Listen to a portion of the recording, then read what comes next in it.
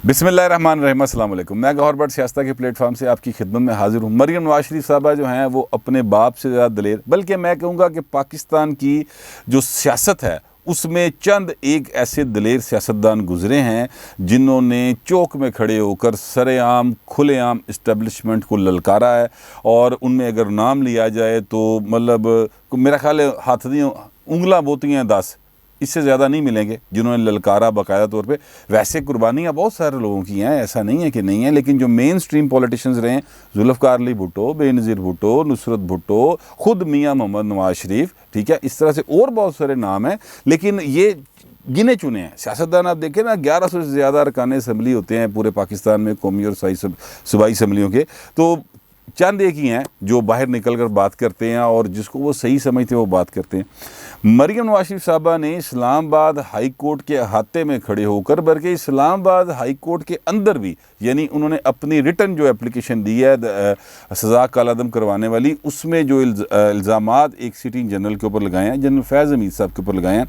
और ये याद रखें, ये इल्ज़ामात उन्होंने तब लगाए हैं जब वो ISI के चीफ थे, ठीक है, यानी जब वो ISI को हेड कर रहे थे। इस पटिशन के दायर होने के अगले रोज़ जाकर उनकी तब्दीली हुई है। उस वक़्त तक जब वो इल्ज़ामात लगे तब तक वो ISI के चीफ थे। तो ये मरियम साहबा का एक दलेराना इक़दाम जो है वो उसको गर्दाना जा रहा है। और जो उनको दलेराना इक़दाम नहीं कह रहे और जो कह रहे हैं कि नहीं मरियम दलेर नहीं है, उन्होंने कहा जी उन्हें वड्डा दा खेड़ता पड़ के, वड्डा जुआ खेड़ की कुड़ी। देखते हैं इसके रिज़ल्ट क्या निकलेंगे। ज़्यादातर मुखालफिन जो हैं वो कह रहे हैं कि जनाब रिज़ल्ट मत्थे दे बजणगे। जैसे शेर रशीद साहब कह रहे हैं कि जनाब चाचे दी बेड़ी च वट्टे पाते। आज भी उनका बयान है कि चाचे दी बेड़ी वट्टे पाते और चाचे का सारा काम ख़राब कर दिया, ये वो आज भी कह रहे हैं। लेकिन इसके साथ साथ जब एक ही सेंटेंस में जब आप ये कहते हैं कि उन्होंने चाचे का काम ख़राब करता, तो इस वक्त आप ये भी कह रहे होते हैं कि चाचे का काम बढ़िया कि नल सी इस्टेब्लिशमेंट नल, तो उस इस्टेब्लिशमेंट ना मथा लाना को सौखी गलती नहीं शेख साहब, ठीक है। तो ये एक ही लफ्ज़ जुमले में वो एक्चुअली उनकी तारीफ़ भी कर रहे होते हैं। मरियम नवाज शरीफ साहबा ने जो बात की है ये बड़ी एक दिलेरी की बात है, अदरवाइज़ सच्ची बात ही है, लेकिन सियासी हलकों में जो गुफ्तगू हो रही है वो मैं आपके सामने रखने लगा हूँ। देखें, इनसे पहले हाल ही में ये जो चंद दिन गुजरे, चंद माह गुजरे, फरवरी में शायद मियाँ नवाज शरीफ साहब ने गुजरांवाला के जलसे में 2 जनरलों के नाम लिए थे। उनमें से एक जनरल फैज़ हमीद साहब थे। वो नाम उन्होंने लिए थे जनाब लंदन में बैठ के।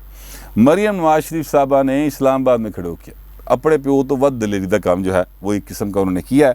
अच्छा, उसके बाद जनाब आ जाएँ कि वो जनरल साहब जो है ना, ये फैज़ हमीद साहब, वो रिटायर्ड नहीं हुए अभी, यानी वो हाज़िर सर्विस जज हैं। और इस वक्त भी उनकी जो पोस्टिंग है वो सबसे अहम तरीन जो पाकिस्तान का एरिया है वहाँ पर उनको कमांडर के तौर पर पोस्ट किया गया। और अगर आप पाकिस्तान के मौजूदा सूरत हाल को देखें तो पाकिस्तान का वो ही इलाका है, वेस्टर्न बॉर्डर जिसको कहा जा सकता है, वहाँ पर ही वो TTP वाले सारे धमाके धमुके वाली वारदात उधर ही होती है। इन्हीं एरियाज़ में मेरा मतलब है कि शोरश है थोड़ी बहुत या दहशत गर्दी के वाक़यात हैं। तो वो कोई आम पोस्टिंग नहीं है, यानी वो कोई ऐसा नहीं है कि उनको खुडे लाइन लगा दिया गया, उनको बाकायदा तौर पर अहम तरीन पोस्टिंग दी गई है। तो वो और फिर वो जनरल साहब जो हैं वो आर्मी चीफ बनने की रेस में भी शामिल है। ये भी बातें हो रही हैं। ऐसे जर्नैल नूं जिहड़ा उस वक्त जिससे इल्ज़ाम लाओ वो ISI का जर्नल हो और उसके बाद उनकी पोस्टिंग एक ऐसी जगह पे हो रही हो जहाँ जो सबसे अहम तरीन हसास तरीन इलाका हो, और उसके बाद वो साहब जो हैं वो अगले आर्मी चीफ भी बन सकते हों। ऐसी शख्सियत को ललकारना, उन पर इल्ज़ामात लगाना, सच्चे या झूठे, ज़ाहिर है ये तो अदालत फ़ैसला करेगी ना। ये तो ना मैं फ़ैसला कर सकता हूँ, ना आप कर सकते हैं, ना मरीम साहबा कर सकते हैं। ये तो हाई कोर्ट ने फ़ैसला करना है जहाँ पर पटिशन हुई है। वो उन इल्ज़ामात, ऐसे संगीन इल्ज़ामात लगाना जो है ना, बड़ी एक दलेरी की बात है। लोग वैसे इन्हों पागलपन भी कहते हैं, ठीक है, लेकिन वो बाहर लगा गई हैं। अच्छा, अब ये जुआ किस तरह से है देखें, जो मैं कुछ चीज़ें आपके सामने रखने लगा हूँ, थोड़ा सा तारीख़ के हवाले वो आपके सामने रखने लगा हूँ। जनरल असलम बेग साहब आर्मी चीफ रहे पाकिस्तान के, और लाहौर ही में एक सहाफ़ी के सवाल के जवाब में उन्होंने ये कहा था, ये 1990-91 उनकी रिटायरमेंट के बाद की बात है। रिटायर हो गए थे तो लाहौर में एक जगह के ऊपर वो आए थे, हमारे दोस्त आमर भुट्टा साहब, उन्होंने ये एक सवाल किया था उनसे, और ये फ्लैटिस होटल में चंगेर हाल हुआ करता था, वहाँ पर उन्होंने सवाल किया था और उसका उन्होंने जवाब दिया था, जो जवाब छपा भी था। जवाब आपके सामने रख देता हूँ। उन्होंने पूछा था कि जनाब ये कहा गया है कि आपने जुनेजो हुकूमत की बहाली जो है वो सुप्रीम कोर्ट करने जा रही थी, लेकिन आपने उनकी बहाली रुकवाई। तो जनरल साहब ने कहा हाँ मैंने ये किया था, मैंने सुप्रीम कोर्ट के चीफ जस्टिस को फ़ोन किया था और उनसे कहा था कि देखिए इलेक्शन सर पे हैं तो आप इस तरफ ना जाएं ताकि लोगों को नया मैंडेट लेने दें और वो लोग आएँ, ठीक है। तो ये एक बहुत बड़ी बात थी जो कि एक कन्फेशनल स्टेटमेंट थी अदलिया के ऊपर प्रेशर डालने की। उसके बाद रोले पै गए जनाब, सुप्रीम कोर्ट ने अज खुद नोटिस ले लिया, लार्जर बेंच बन गए, कख नहीं होया। जनरल साहब आज भी माशाल्लाह सेहतमंद ज़िंदगी, खुशहाल ज़िंदगी गुजार रहे हैं। एक दिन के लिए भी, not even a single day, बल्कि एक घंटे के लिए भी कभी उनसे किसी ने जुर्रत नहीं की कि वो जाके उनसे कुछ सवाल कर सके। एक एग्जांपल मैंने आपको दे दी। दूसरी एग्जांपल जो है वो ये है कि जनरल असद दुरानी साहब हैं, DGIA ही रहे, उनके ऊपर इल्ज़ामात सुन ले ज़रा। एक इल्ज़ाम जो उन्होंने कन्फेस किया, सुप्रीम कोर्ट के अंदर कन्फेस किया कि जनाब असर खां का जो केस था, असर खां साहब एयर मार्शल रिटायर्ड जो थे, अल्लाह ताला उनको गरीक रहमत करे, उन्होंने एक केस किया था कि जनाब IGI बनाकर वोट चोरी किए गए और उस पर असद दुरानी साहब ने जाके सुप्रीम कोर्ट में कहा जनाब उसको ज़रूरत थी, बिल्कुल अदारे की पॉलिसी थी, हमने ये काम किया था। आज तक कभी उनका कुछ हुआ? कभी आपने उस असर खां केस पर इम्प्लीमेंट होते देखा सुप्रीम कोर्ट के फैसले के ऊपर? उसमें नवाज शरीफ साहब को भी पैसे दिए गए उस केस के मुताबिक, उस खबर के उस जो रिपोर्ट्स आई थी, काजी सैयद अहमद साहब को भी दिए, लियाकत बलोच साहब को भी दिए, ये जो मुल्तान वाले हैं जवेद हाशमी साहब उनको भी दिए, सईदा आबदा हुसैन साहबा को भी दिए, और बहुत सारे सियासतदानों के नाम है जिनको पैसे दिए गए थे पीपल्स पार्टी को रोकने के लिए, वो बनाया गया था। आज तक कभी उस फैसले के ऊपर अमल नहीं हुआ। सुप्रीम कोर्ट का फैसला, बाय द वे FIA को ऑर्डर है कि जनाब इंक्वायरी करके तो इनकी गिरफ्तारियां करें, आज तक कुछ हुआ नहीं हुआ। फिर असद दुरानी साहब ने 2 किताबें लिखी स्पाई क्रॉनिकल्स के नाम से। जो किताब पहली लिखी बड़ा रोला पै गया, ओए होए होए भाजी की कितर रात चीफ ने रल के लिखती, बड़े रोले रप्पे। यहाँ पर जो तरक्की पसंद लोग हैं, मेरे कबीले के लोग हैं वो सर, वो बड़े खुश सन कि वाह जी वाह जरनैल साहब ने अखीर करती पढ़ के। लेकिन मसला क्या है, ये किताब अगर किसी ने आम लिखारी ने लिखी होती, कोई साफ़ी होता उसने लिखी होती इंडिया के किसी साफ़ी के साथ मिलकर, तो आपके ख्याल में इस तरह की बात लिखने के बाद क्या वो साहब जो हैं वो पाकिस्तान के अंदर पुरसुकून ज़िंदगी गुजार सकते? नहीं, मैं नहीं समझता वो गुजार सकते। लेकिन जनरल असद दुरानी साहब पुरसुकून ज़िंदगी गुजार रहे हैं। अच्छा, इसके बाद आते जनरल परवेज़ मुशर्रफ साहब। जनरल परवेज़ मुशर्रफ साहब जो हैं उनके ऊपर सुप्रीम कोर्ट ऑफ पाकिस्तान ने कहा जी 3 नवंबर को इन्होंने आइन सस्पेंड किया था, इनके ख़िलाफ़ आर्टिकल 6 की कार्रवाई बनती है। नवाज शरीफ साहब ने उस कार्रवाई ने चुक लिया और जनाब केस कर दिया, वो केस चलता रहा। अच्छा, अब ये मियाँ साहब के जो इर्द गिर्द के लोग हैं वो कहते हैं कि मियाँ नवाज शरीफ के ऊपर सारा प्रॉब्लम आई इसलिए था कि उसने जनरल मुशर्रफ के ख़िलाफ़ वो आर्टिकल 6 की कार्रवाई सुप्रीम कोर्ट के हुक्म पर शुरू की थी। अगर वो ना करते दर वट जाते, जिस तरह जनरल असर खां केस ही तुसी दर वटी रखिया, इधर भी दर वटी तो कुछ नहीं होना सी मियाँ साहब नूं, लेकिन मियाँ साहब ने वो किया। नतीजा क्या निकला? नतीजा ये निकला कि मियाँ साहब तरले तुरले पा के लंदन बैठे ने ते धी जी वो इत्थे है, खानदान तितर बितर होया, चाचे भरा ते भी केस, अपनियां सजावां, भतीजा भी लटकिया पे, अजीबो गरीब सूरत हाल हुई है।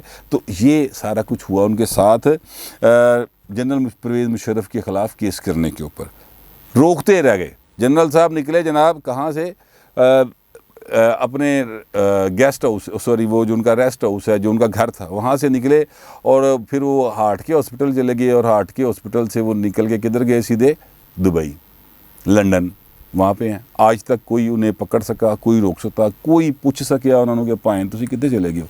कोई नहीं पूछ सका और पूछ भी नहीं सकेगा। ये मैं आपको बताऊँ, ये मैं सारी बातें क्यों कह रहा हूँ, ये मैं आपको थोड़ी देर में बताता हूँ इसकी वजह क्या है। उसके बाद ये है कि जनाब उन्होंने उनके ऊपर इल्ज़ाम देखे जनरल परवेज़ मुशर्रफ साहब के ऊपर। जनरल परवेज़ मुशर्रफ साहब के ऊपर इल्ज़ाम है बेनज़ीर भुट्टो के कत्ल का। बेनज़ीर भुट्टो वो शख्सियत थी जो 2 बार इस मुल्क की वज़ीर आज़म रही। पाकिस्तान में मैंने अपनी सहाफ़ती ज़िंदगी क्या पूरी ज़िंदगी के अंदर, यानी ज़ाहिर है जब इंसान होश संभालता है, मैं तब की बात कर रहा हूँ, यानी आप समझ लें कि मैं 8वीं 9वीं बच्चा जड़ा किसी हद तक होश चाहिए अपने इर्द गिर्द होने वाले वाक़यात से वो शऊरी तौर पर मुतासर होना शुरू हो जाता है। तो उस वक़्त से लेकर आज तक मैंने इतने बड़े इस्तकबाल और इतनी पॉपुलैरिटी किसी लीडर की नहीं देखी। आज मियां नवाज शरीफ भी इतना पॉपुलर नहीं है जितनी बेनज़ीर हुआ करती थी।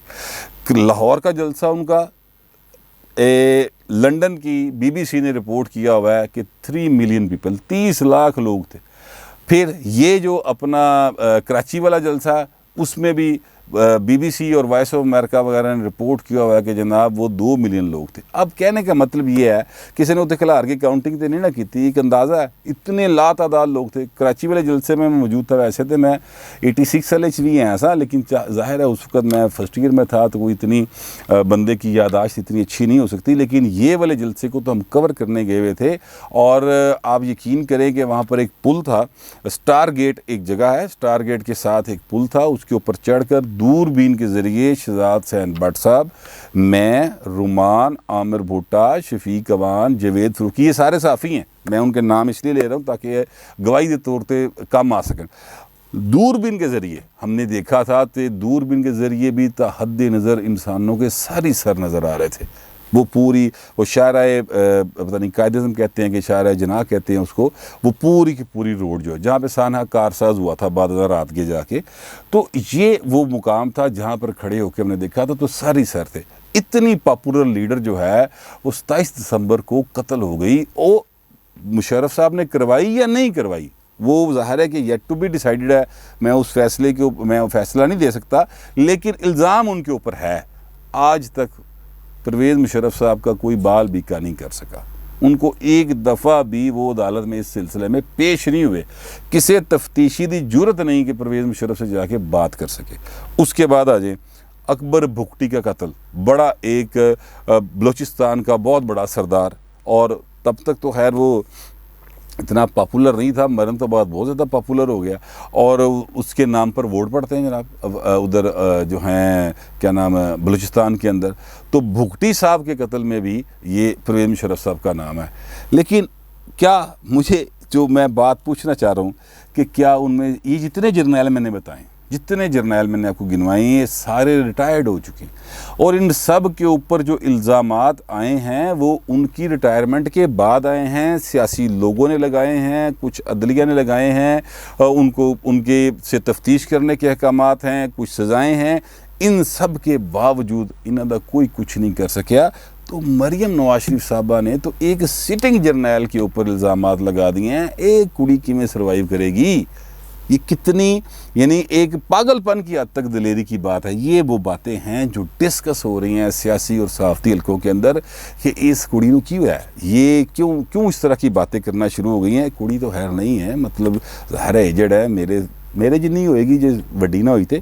लेकिन बहरहाल ये जो है, मतलब जो बात असल में लोग कर रहे थे वो काफ़ी 70+ किस्म के लोग थे, तो इसलिए वो कुड़ी कह रहे थे। बट एनीवेज़, तो ये जो है ना ये मामला है कि मरियम साहबा जो हैं एक दिलेरी के साथ इस मामले को खिली हैं। पाकिस्तान की सियासत में और पाकिस्तान की माशरत में पंजाब जो है वो बहुत बड़ा रोल प्ले करता है, और पंजाब के अंदर वही शख्सियत ज़्यादा उसको लोग पसंद करते हैं, पॉपुलर होती है जो चौंक खलो के किसी बड़े चौधरी नूं बड़क मारता। ठीक है, सुल्तान रही देख लें।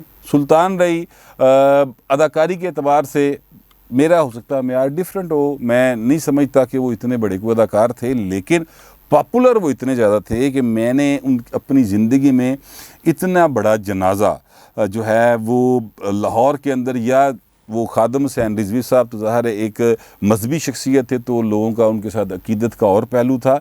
तो उसके अलावा अगर देखा है इतना बड़ा जनाजा, तो सुल्तान रही साहब का देखा कि लोग ख़त्म ही नहीं हो रहे थे, समझ ही नहीं सी आंदी पई कि किधरों लोग आ गए उनको देखने के लिए, उनके जनाजे में शिरकत के लिए, उनसे मोहब्बत करते, धाड़े मार मार के रो रहे थे लोग। तो वो ये क्यों पॉपुलर थे? क्योंकि वो उन लोगों की पिसे हुए तबकात की आवाज़ था।